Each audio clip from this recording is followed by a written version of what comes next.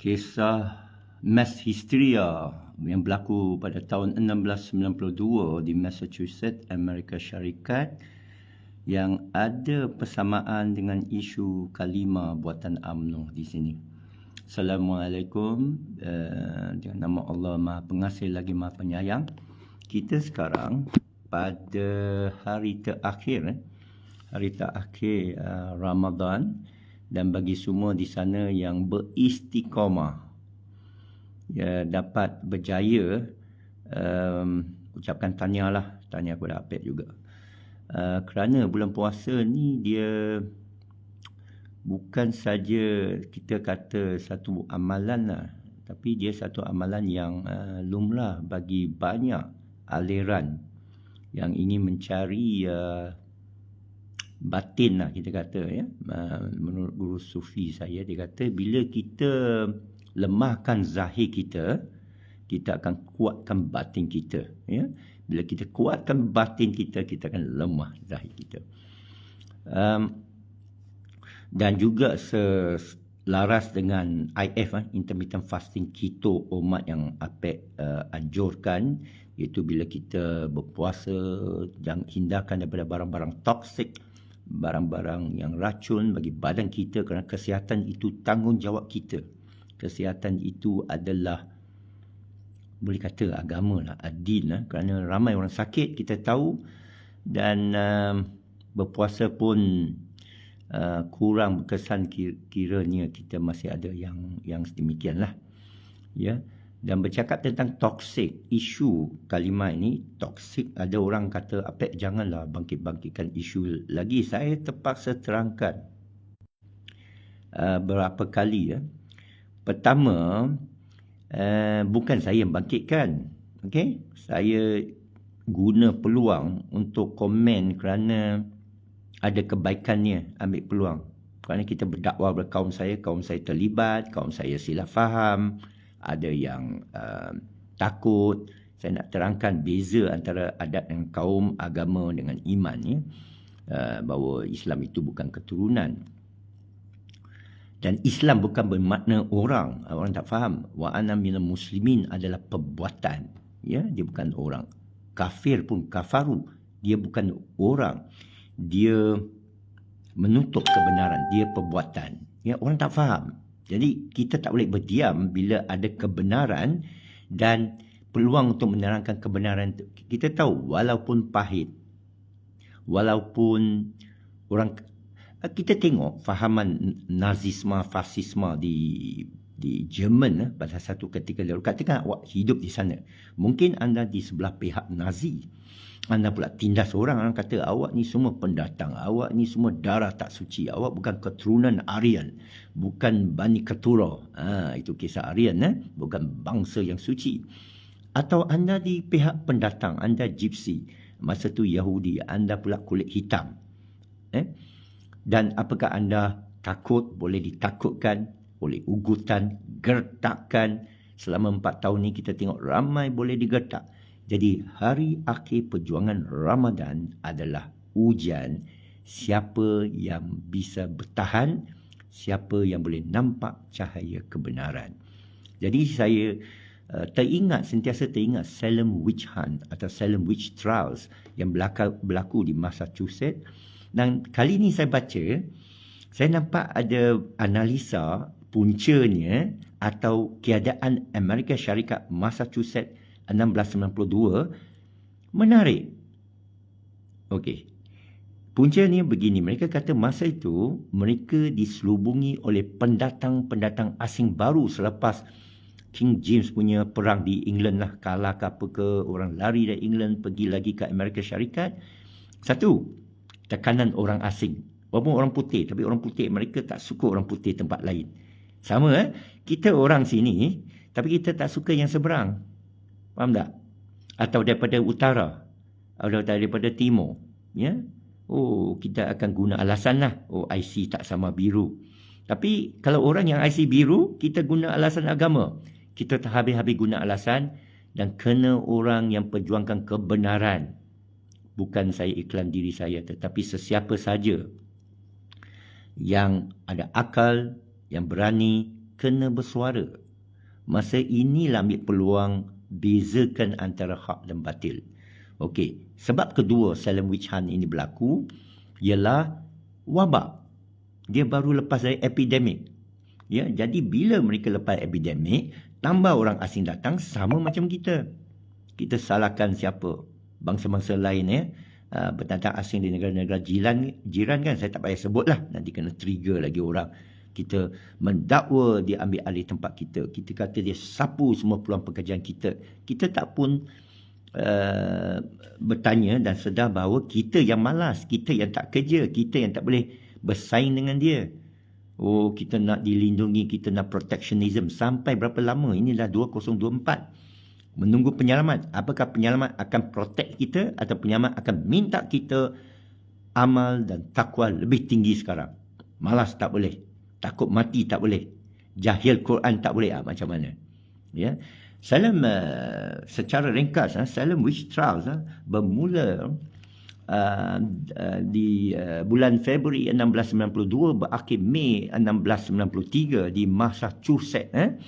Dan ia berlaku apabila dua budak kecil, mereka ada, tahu tak, histeria kan, kadang budak kan di asrama kita dengar kan. Jadi budak ni, kalau tak salah saya cek seorang dia adalah budak perempuan yang dia bagaimana dia bermula. Okey, history ya, background ya. Sejarah panjang ni. Okey, dia bermula bila dua remaja, Elizabeth Hubbard usia 17 dan juga berapa yang lebih muda.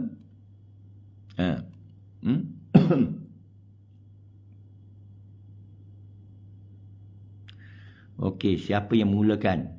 Ya, mereka kena histeria lah. Jadi kadang-kadang ialah orang agama kan kata, orang Kristian, kita banyak ikut Kristian pun falsafah tu, bila orang histeria yang kata ini buatan iblis, syaitan, jom kita halau dia, kita baca ayat jampi dan sebagainya. Jadi apa berlaku? Budak ni pula bercakap. Ini jin boleh bercakap ni. Kita tanya jin tu dari mana? Budak tu bercakap. Apa dia cakap? Saya dah baca lah, lebih kurang dia ada sejarah dia. Bunyalah sejarah. Okeylah, kita pergi pada sejarah ni yang beginilah. Dia bermula diorang budak mendakwa dirasuk syaitan iblis daripada orang tua dan mereka tunjuk pada orang sekian. Dia ni ada syaitan ni. Jadi orang pun tangkap orang tua, hadap ke mahkamah siapa? Mahkamah orang lah. Mahkamah orang ramai menyatakan dituduh awak ni dirasuk syaitan ni. Baik awak mengaku. Baik mengakulah, kan orang semua suruh apek kan. Mengaku je lah. Ini orang yang histeria. Tak tahu siapa yang kena rasuk syaitan. Orang lain dakwa orang lain rasuk syaitan. Lepas tu dia tangkap orang tu, dia kata mengakulah. Macam mana orang tu nak mengaku? Dia tidak dirasuk syaitan. Macam mana dia nak mengaku? Akhirnya 30 orang dituduh, 20 orang mati, dihukum bunuh, 19 secara gantung, 14 wanita, 5 lelaki, seorang mati semasa didera. Sebenarnya ada 5 semua sekali mati didera. Gilles Corey ini mati didera kerana dia enggan mengaku. Dan 5 orang mati dalam penjara.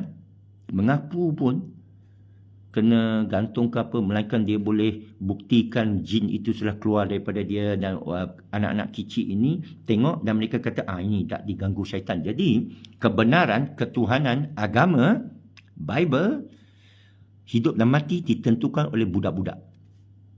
Budak-budak yang menuduh orang tua dirasuk syaitan. Jadi satu panel diadakan untuk mengadilinya. Dan orang kata budak-budak tak boleh berbohong. Budak-budak tak berdosa. Takkan mereka berbohong. Jadi kalau budak tu kata, mak, saya nampak tu. Mana betul lah kata budak-budak tu. Itu menjadi mass hysteria kerana penduduk-penduduk yang kuat Kristian, yang ortodoks. Kerana penduduk di Eropah liberal. Yang ortodoks lari ke Amerika Syarikat. Jadi, tuduh-menuduh, banyak orang ditangkap. Awak mengaku awak ni syaitan ke tidak? Tentulah dia tak mengaku dan dia bukan syaitan. Jadi mereka itu dihukum bunuh. Jadi ada grand jury.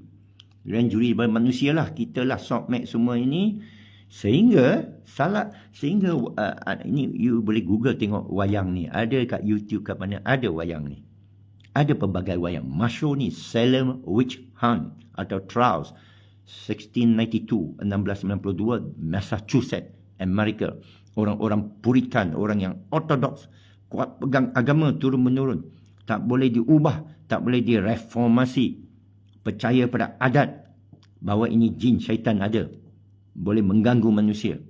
Dan ini mesti sesiapa yang dituduh mesti dibakar dululah. Sekarang ini mereka gantung. Jadi budak-budak ini, saya pernah tengok wayang ni lama dulu. Budak ni tengah, bila didesak, siapa yang awak nampak, macam mana dia ni syaitan, dia tunjuklah, kerana kepada mak dia pun ada, kepada orang gaji pun, siapa yang ditunjuk habis hidup dia, akan ditangkap, dipenjarakan, disiksa. Kerana itu dirasuk jin, begitu syaitan ya. Dan dia berakhir apabila salah seorang budak itu kata isteri Gubernur. Isteri Gubernur pun masuk rasuk syaitan. Jadi Gubernur masuk campur lah. Awak pula terus Gubernur Massachusetts, dia kata macam ni. Macam mana Gubernur nak jawab? Isteri kau ni dah dirasuk syaitan, jangan tak mengaku. Ini kalimah ni. Jadi ini gotcha, ini nak kantoikan orang. Padahal asal isu kekemat ini ialah kerana kekemat sokong PAS. Orang tak tahu, orang tak perasan. Jadi mainlah satu isu yang boleh bagi meletup-letup. Tak kisahlah Firdaus Wang jumpa ke, Apek jumpa ke, siapa jumpa, di tangan seorang yang boleh mainkan isu ni, iaitu Akmal yang Ketua Pemuda UMNO. Ini kita kenakan kekemat. Beritahu kepada semua puak-puak ni yang pergi derma atau funding kepada parti PAS, parti PN, jangan. Ya. Tak boleh bagi derma kepada mereka ini. Macam itulah. Jadi itu yang berlaku. Lepas tu PAS, itu sebab PAS tak mainkan isu kekemat. Ya. UMNO yang kuat mainkan, tak mau bagi maaf, politik. Jadi PAS tunggu waktu, peluang apabila isu KP, isu seorang menteri kerajaan UMNO yang bersama dengan UMNO Kerajaan Perpaduan yang kata saya tak ajar pun kepada anak-anak saya KP. Dia cakap dalam satu majlis yang kalau orang tak dengar habis, tak faham konteks dia, tapi orang mereka ni tak kisah, puak-puak ni walaun dan malaun. Ambil ini, mainkan balik. Ini ayat ya ayyuhal kafirun macam mana? Awak suruh mereka jangan baca. Jadi meletuplah. Tapi sekarang dia mainkan balik itu kasut. Kasut yang kita tengok memang tali kasut. Mainlah, main. Kata ini kat kaki lah. Awak ni sokong siapa lah. Jangan merepek lah. Jadi sesiapa yang cuba nak terangkan, betulkan, pun kena sekali. Tapi apakah kita takut? No. Saya lawan apa pun. WHO pun tak takut. Dengan puak-puak yang sedikit ni nak takut. Yang Salem Witch Hunt ini, mereka hanya memburu syaitan, ikut cakap budak-budak, nak merasuk orang, nak bagi orang histeria. Akhirnya akan terbongkar, mereka ini akan lesap, akan hilang percaya, mereka tak tanggungjawab. Awak tahu tak macam mana Mei 13 tercetus? Baca sejarahnya, kerana masa itu Mei 13 tak dibenarkan dibincang. Tapi kerana ayah saya dalam tentera, kita ada laporan. Ayah saya bawa laporan itu balik rumah, saya baca masa saya kecil lagi. Umur 9 tahun, 10 tahun. Dia keluar kemudian lah 2-3, ada commission report. Dirahsiakan, di bawah OSA ya. Tapi saya dapat baca May 13 tragedy ya, reportnya. Dan dia ada jalan cerita ni. Masalahnya orang kita jahil. Dan orang yang merasuk ni nak orang kita jahil. Jangan, utama pula dari segi agama. Kaum saya ini jahil agama. Saya ambil peluang ni terangkan agama sebenarnya kepada mereka. Mereka tak mau. Mereka menjahil dan mereka tak nak orang lain tahu the truth about Islam. Islam bukan keturunan. Islam is not by birth. Islam bukan pada lafaz. Iman pun pada lafaz. Ya, God, Tuhan adalah pencipta bagi semua. Dia yang ja'alnakum, anda ni Cina ke India ke Melayu ke, dan semua bahasa, semua warna kulit adalah tanda kebesaran dia. Setengah-setengah orang tak akan terima, segelintir orang tak akan terima. Fahaman fasisme, nazisme, kaumiyah, asabiah, dia tak akan terima. Dia lahir ke bumi ini oleh Allah yang pilih dia kaum ini ke kaum itu, bukan sendiri yang pilih. Tengok macam mana dia boleh dirasuk syaitan. Ditipu oleh syaitan. Besok di akhirat, rugi macam mana? Ini saya beri untuk kesedaran. Masih lagi tak sedar, bukan kata bagaimana, memang daripada Adam lagi cerita Hawa Iblis ni berlaku. Syaitan memang merasuk, nak takabur. Dan masih orang tak akan terima outcome-nya. Syekh, guru saya kata, outcome bukan tangan kamu. Kamu cakap sebaik-baiknya. Kamu bagi hujah sebaiknya. Ini sebaiknya saya bagi hujah. Salam Wishan, dia punya punca sama. Daripada pandemik, campur dengan pendatang orang asing menekan. Padahal bukan negara mereka pun Amerika itu. Daripada England kan. Sama macam juga di sini. Mereka tak akan percaya. Kalau kita kata asal usul kaum kita daripada Yunan. Semua sekali. Orang asli sekali. Mereka tak akan terima. Kamu asalnya daripada orang hitam. Bani Adam. Orang tak akan terima. Ya? Atau awak asal daripada ada darah Aryan. Bani Keturah. Milad Ibrahim. Orang tak akan terima. Dia nak kaum dia saja. Ya? Sesiapa pun itu fasisme. Ya? Sesiapa pun yang ada itu akan kecewa dan rugi.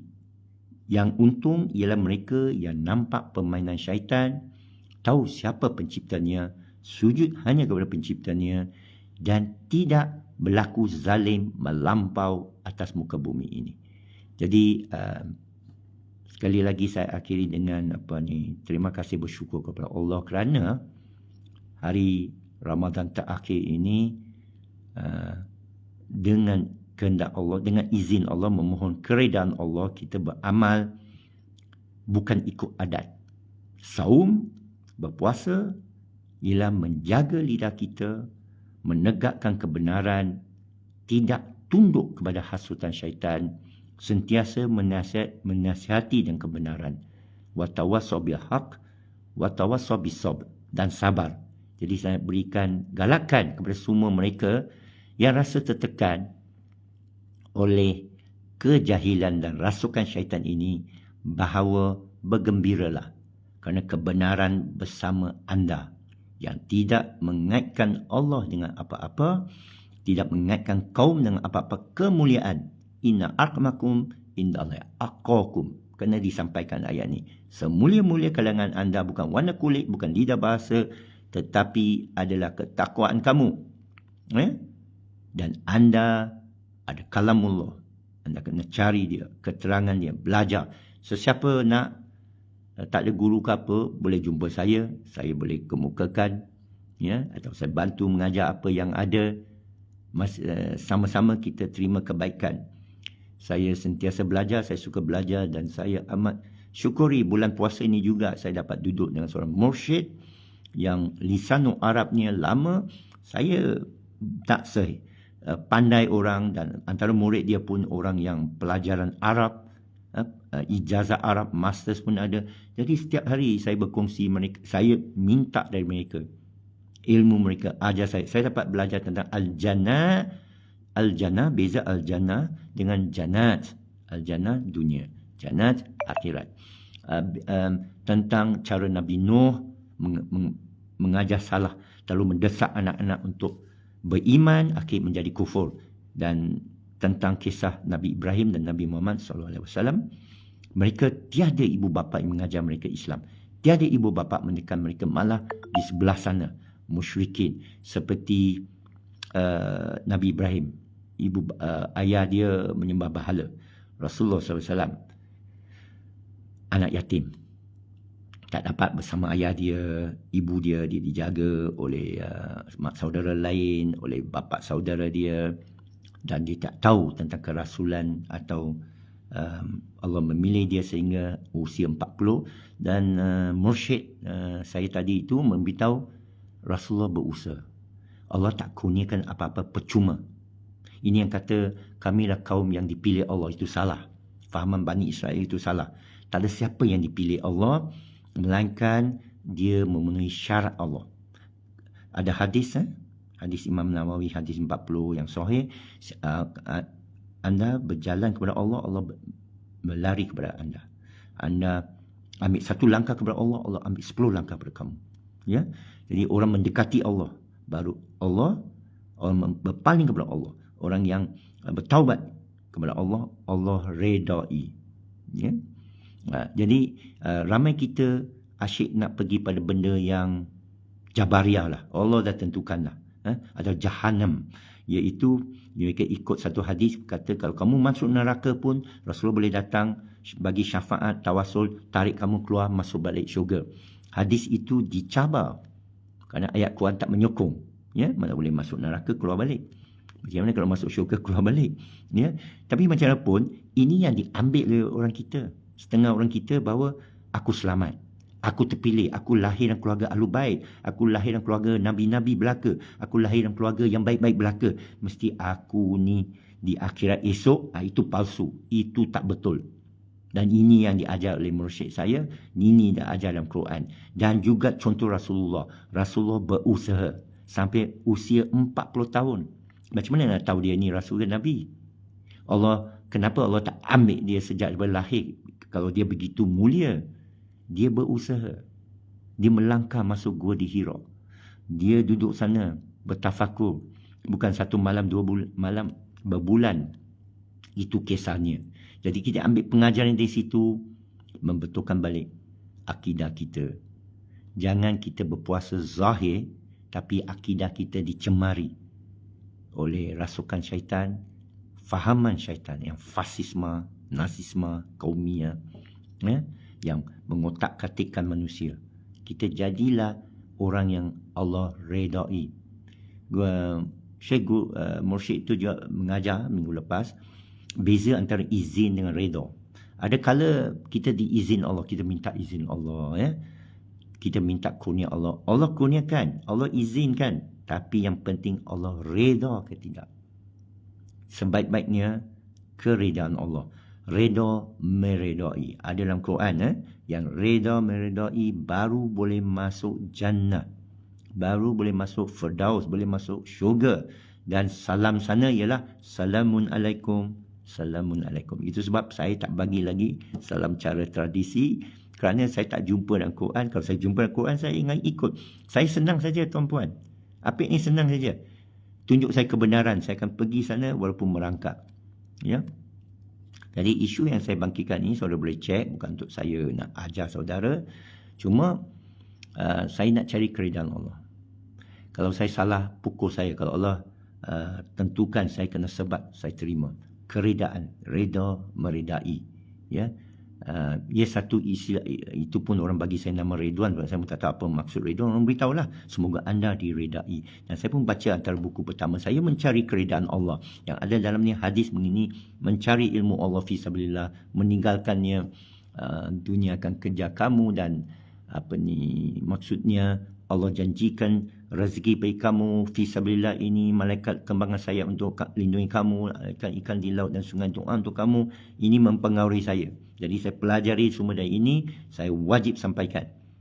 Kita wajib sampaikan ilmu kerana kaum orang jahiliah, orang yang belum mengenal ayat Allah adalah tanggungjawab kita. Kita akan disoal esok. Itu yang kita mesti takut. Kita tak boleh kata aku dah selamat. Ini tak ada dalam ajaran Islam. Saya boleh jamin. Jadi siapa yang dengar itu palsu. Mari kat saya secerita yang sebenarnya. Tak payah mari kat saya. Pergi kat Quran sendiri. Pergi ke kitab sendiri. Pergi carilah mursyid sendiri. Cerita yang benar. Itu sebaik-baik jalan bagi kita. Dengan itu, saya ucapkan salam Ramadan terakhir dan Syawal esok. Min aidin wa faidin. Tabarakallah minkum. Tabarakallah ya karim. Subhana rabbika rabbil izzati min yasifun. Assalamualaikum. Alhamdulillah rabbil alamin.